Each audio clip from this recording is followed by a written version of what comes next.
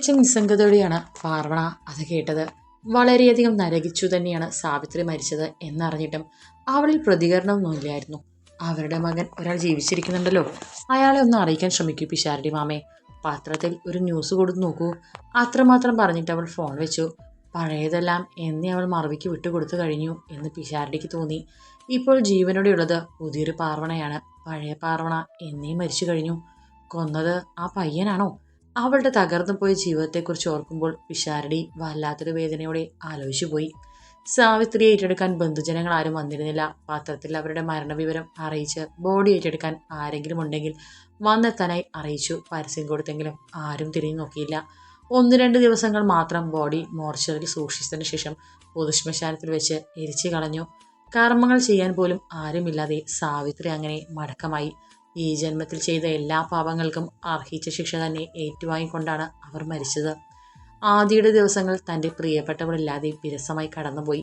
അവളോടൊത്തുള്ള ഓർമ്മകളിൽ മാത്രമാണ് അവൻ ജീവിച്ചത്. അവൻ്റെ മാനസിക നില നന്നായി അറിയാവുന്ന അലൻ കൂടുതൽ സമയവും അവനെ ഒറ്റയ്ക്കാക്കാതെ ശ്രദ്ധിച്ചിരുന്നു. എപ്പോഴും അവനോട് ഭാവി കാര്യങ്ങളെക്കുറിച്ച് സംസാരിച്ചു.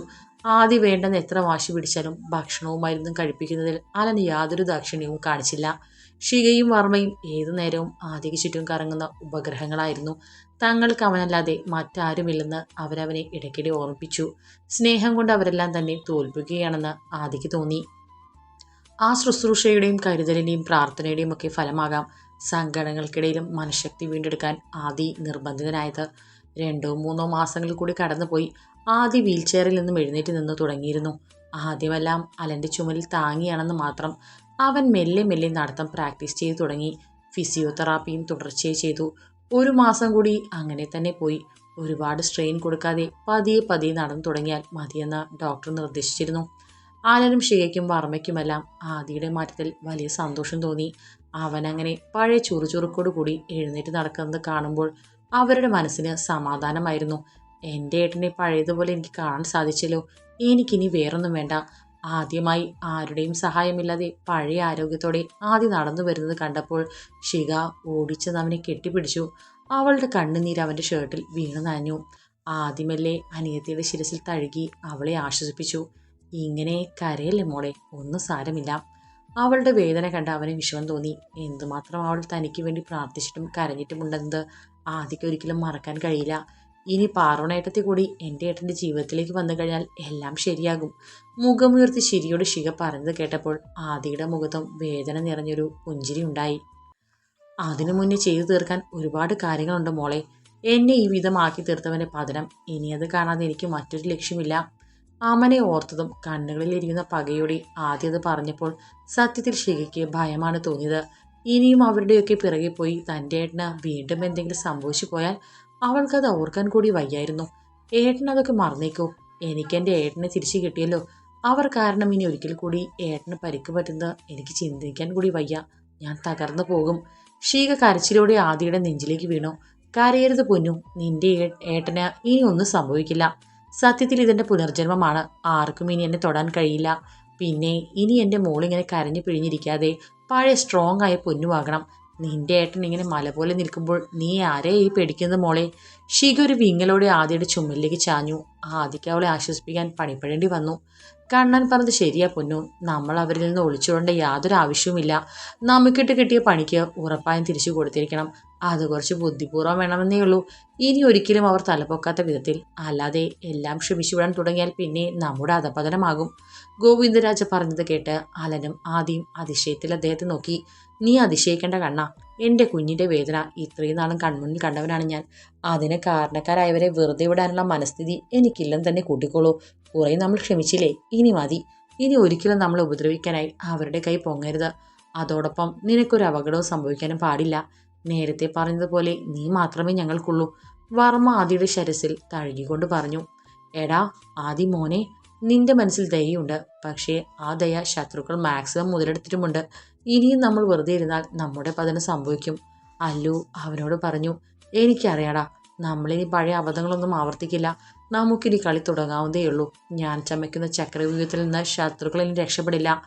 ആദി ദൃഢനിശ്ചയത്തോടെ അലനോട് പറഞ്ഞു. വാട്ട്, ഇത്രയും കോടികളുടെ നഷ്ടമോ? നിങ്ങൾ ഇതെന്താ ഈ പറയുന്നത്? എന്തൊരു ചതിയാണിത്? ഇതിന് കാരണക്കാരനായ ഒരുത്തനെ ഞാൻ വെറുതെ വിടില്ല. സ്പിന്നിങ് ചെയറിൽ നിന്നും ചാടി എഴുന്നേറ്റുകൊണ്ട് അവൻ അലറി. അവന് മുന്നിൽ നിൽക്കുകയായിരുന്ന അമ്മൻ്റെ സെക്രട്ടറി ഹരികുമാർ ഭയന്ന് വിറയ്ക്കുകയായിരുന്നു. ദേഷ്യം വന്നാൽ തന്നെ ഇയാൾ കൊല്ലാൻ പോലും മടിക്കില്ല, അത്രയ്ക്കും ക്രൂരനാണ്. ശ്രീലയയുടെ പേരിലുള്ള പ്രമുഖ കൺസ്ട്രക്ഷൻ കമ്പനിയായ വേദ്സ് ഇൻഫ്രാക്ട് സംസ്ഥാന സർക്കാരിൻ്റെ പുതിയ ഫ്ലൈ ഓവർ പദ്ധതിക്കുള്ള ടെൻഡറിനായുള്ള കാത്തിരിപ്പിലായിരുന്നു. തികച്ചും ഗൗരവമുള്ള പദ്ധതിയായിരുന്നത്. 1300 കോടിയുടെ ബ്ലൂ പ്രിന്റ്, 5 വർഷത്തെ നിർമ്മാണക്കാലം, ഏതാണ്ട് 10 വർഷത്തെ അറ്റകുറ്റപ്പണികൾക്കുള്ള കരാർ ഉൾപ്പെടെ. ടെൻഡർ സമർപ്പിക്കാനുള്ള അവസാന ദിവസം വേദസിന്റെ മാനേജിംഗ് ഡയറക്ടർ ആർ ഹരികുമാറും അദ്ദേഹത്തിന്റെ വിശ്വസ്തരായ മാനേജർമാരും ചേർന്ന് തയ്യാറാക്കിയ നിശ്ചിത തുക 1284 കോടി എൻക്രിപ്റ്റഡ് ഫയലായി സ്റ്റേറ്റ് ടെൻഡർ പോർട്ടലിൽ അപ്ലോഡ് ചെയ്യാനിരിക്കുകയായിരുന്നു. പക്ഷെ അടുത്ത ദിവസം രാവിലെ സർക്കാർ പോർട്ടലിൽ ശേഷനാഗ് ഡൈനാമിക്സ് എന്ന കമ്പനിയുടെ ടെൻഡർ തുക 1283.9 കോടിയായിരുന്നു.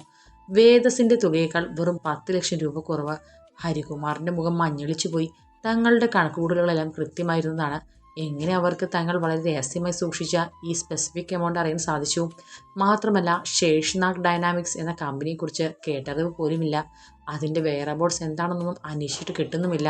പക്ഷേ പെട്ടെന്നൊരു ദിവസം അത് തങ്ങളുടെ കമ്പനിക്കും ബിസിനസ്സിനും ഒരു ഭീഷണിയായി മാറുകയായിരുന്നു. അമൻ്റെ മുഖം അസ്വസ്ഥമായി. ബിസിനസ്സിൽ സ്വാഭാവികമായും എതിരാളികളുണ്ട്.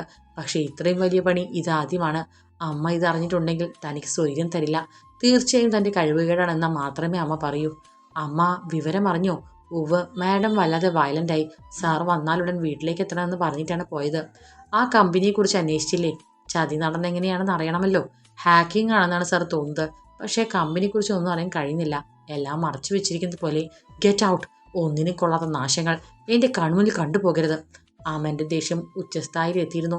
ഹരികുമാർ വേഗം ചാടി പുറത്തിറങ്ങി. ശ്രീലയുടെ മുഖം ഓർത്തപ്പോൾ അമൻ തൻ്റെ മുടിയിൽ പിടിച്ചു വലിച്ചു. തങ്ങളുടെ കമ്പനി വലിയ തോതിൽ ഇതിനായി പ്രാഥമിക നിക്ഷേപങ്ങൾ നടത്തിയതാണ്. കോടികൾ ചെലവാക്കിയത് ലാഭം പ്രതീക്ഷിച്ചു തന്നെയാണ്. പക്ഷേ എത്ര പെട്ടെന്നാണ് എല്ലാം തകർന്നത്. ശേഷനാഗ് ഡൈനാമിക്സ്, അറിയപ്പെടാത്തൊരു കമ്പനി. ആലോചിക്കും തോറും അവൻ്റെ നെറ്റി ചൊളിഞ്ഞു. അതേസമയം അങ്ങകലെ ബീച്ചിൻ്റെ സമീപത്തുള്ള ഗസ്റ്റ് ഹൗസ്. അലൻ സൈൻ ചെയ്തൊരു ചെക്ക് എടുത്ത് അംജദിന് നേരെ നീട്ടി. പറഞ്ഞ പണി നല്ല വെടിപ്പായി ചെയ്തിട്ടുണ്ട്. You are A brilliant hacker. അറിയാലോ? ഉറപ്പായിട്ടും അവനും അവൻ്റെ ആളുകളും വെറുതെ ഇരിക്കില്ല. അന്വേഷണം ഉണ്ടാകും. അവരുടെ കൈകൾ നിന്നിലേക്ക് നീളുന്നതിന് മുൻപ് വിദേശത്തേക്ക് പോയിക്കോളൂ. നീ 2 കോടിയാണ് പ്രതിഫലം ചോദിച്ചത്. പക്ഷേ ഇത് അതിൻ്റെ ഇരട്ടിയുണ്ട്. എല്ലാം ഒന്ന് ഒതുങ്ങുന്നത് വരെ മാറി നിൽക്കുക. നിന്നിൽ നിന്ന് വിവരവും അവർ അറിയാൻ പാടില്ല. അംജദ് എന്ന ഹാക്കർ അനുസരണയോടെ തല കുലുക്കി. സത്യം പറഞ്ഞാൽ ഇത് അദ്ദേഹത്തിൻ്റെ ബുദ്ധിയാണ് സാർ. എനിക്കൊന്നും തന്നെ ചെയ്യാനില്ലായിരുന്നു. അദ്ദേഹം പറഞ്ഞതുപോലെ പ്രവർത്തിക്കുക മാത്രമാണ് ഞാൻ ചെയ്തത്. അതുകൊണ്ട് ഞാൻ ഈ പണം വാങ്ങുന്നത് ശരിയാണോ എന്നറിയില്ല. അവൻ നിർദ്ദേശങ്ങൾ തന്നത് ശരിയാണ് അംജദ്. പക്ഷേ നീയും ഇതിൽ വളരെ നല്ലൊരു പാർട്ട് നിർവഹിച്ചിട്ടുണ്ട്. അതുകൊണ്ട് യാതൊരു വിഷമവും വേണ്ട. ഈ ചെക്ക് വാങ്ങിച്ചിട്ട് പോയിക്കോളൂ. അംജദ് നന്ദിയോടെ തല കുലുക്കി. അവൻ പോയതും അലന് ഫോൺ വന്നു. ശേഷനാഗ് ഡൈനാമിക്സിനെ കുറിച്ച് അന്വേഷണം തുടങ്ങിയിട്ടുണ്ട്. ഇപ്പോൾ തന്നെ ഈ പേര് അവരെ ബുദ്ധിമുട്ടിക്കുന്നുണ്ടാകും. അലനൊരു പുഞ്ചിരിയോട് പറയുന്നതും അപ്പുറത്തുനിന്നൊരു ചിരി കേട്ടു. ബുദ്ധിമുട്ടിക്കട്ടെ, അവർ നന്നായി പേടിക്കട്ടെ. മനഃപൂർവ്വം തന്നെയാണ് അങ്ങനെ ഒരു പേര് വെച്ചത്. എന്ത് ചെയ്യാനല്ലോ? അങ്ങനെ പെട്ടെന്ന് കൊല്ലാൻ എനിക്ക് തോന്നുന്നില്ല. കുറച്ച് നരകിക്കണം. അവർ കാരണം എൻ്റെ അച്ഛൻ ഞാൻ അനുഭവിച്ച മാനസിക വേദനയുടെ ഒരംശമെങ്കിലും. അവൻ്റെ വാക്കുകളിൽ പക നിറഞ്ഞു. ഇതേ സമയം ശ്രീലയുടെ ബംഗ്ലാവിൽ അസ്വസ്ഥമായ മനസ്സുകൾ തമ്മിൽ സംഘടന നടക്കുകയായിരുന്നു. നീ ഒറ്റ ഒരുത്തൻ്റെ പിടിപ്പുകേടാണ് ഇതിനെല്ലാം കാരണം. നമ്മളെ ചീറ്റ് ചെയ്ത ആ കമ്പനിയെക്കുറിച്ച് പോലും ഒന്നും അറിയില്ലത്രേ. നാണമുണ്ടോടോ നിനക്ക് ഇത് പറയാൻ? ഞാൻ എന്ത് ചെയ്തെന്ന അമ്മ ഈ പറയുന്നത്? നീ ഒന്നും ചെയ്തില്ല എന്നാണ് ഞാൻ പറഞ്ഞത്. വെറുതെ തിന്നു മുടിക്കാൻ മാത്രമായ ഒരു ജന്മം. എങ്ങനെയാണെന്ന് എനിക്കറിയില്ല അമ്മ. ശേഷനാഗ് ഡൈനാമിക്സിൻ്റെ ഡീറ്റെയിൽസ് എനിക്ക് എത്രയും പെട്ടെന്ന് കിട്ടിയിരിക്കണം. എനിക്കെന്തോ വല്ലാതെ പേടി തോന്നുന്നു. എന്തോ സംഭവിക്കാൻ പോകുന്ന പോലെ. ശ്രീലയുടെ സ്വരം വല്ലാതെ ഇടറി. അമ്മ എന്താ ഉദ്ദേശിച്ചത്?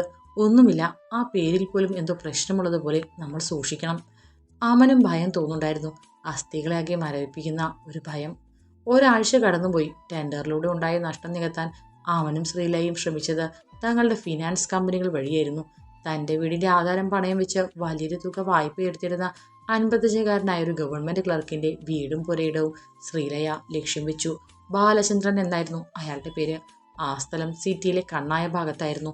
അവിടെ ഒരു റെസ്റ്റോറൻറ്റും റിസോർട്ടും നിർമ്മിക്കാനുള്ള വലിയൊരു പദ്ധതിയായിരുന്നു ശ്രീലയുടെ മനസ്സിലുണ്ടായിരുന്നത്. കണക്കുകൂട്ടലുകൾ പലതായിരുന്നു ശ്രീലയ്ക്ക്. പ്രധാന ഹൈവേക്കും പ്രപ്പോസ്ഡ് ബൈപ്പാസ് വഴിക്കും അടുത്തായി ആ സ്ഥലം വന്നതിനാൽ വരും നാളുകളിൽ വില ഇരട്ടിയായി വർദ്ധിക്കാൻ സാധ്യതയുണ്ടായിരുന്നു.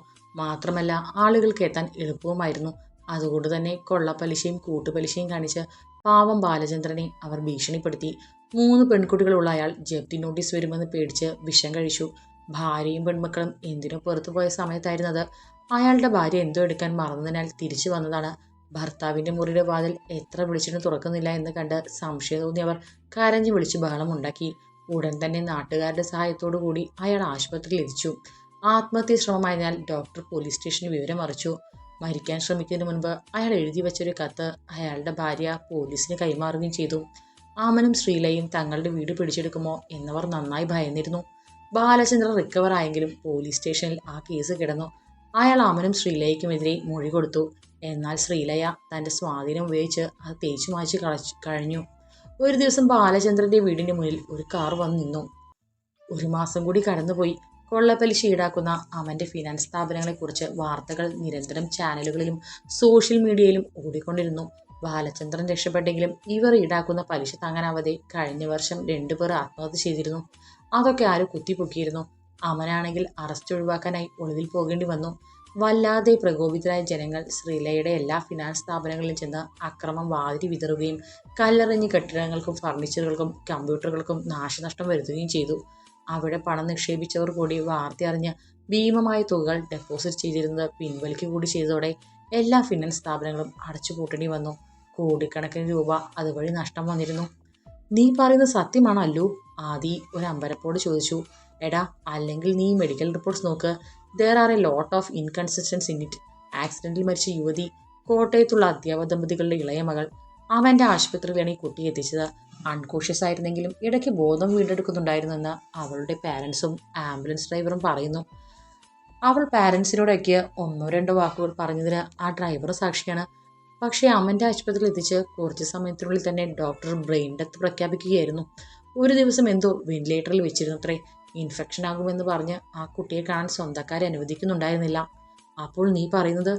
ആദിയുടെ സ്വരത്തിൽ വല്ലായ്മ നിറഞ്ഞു.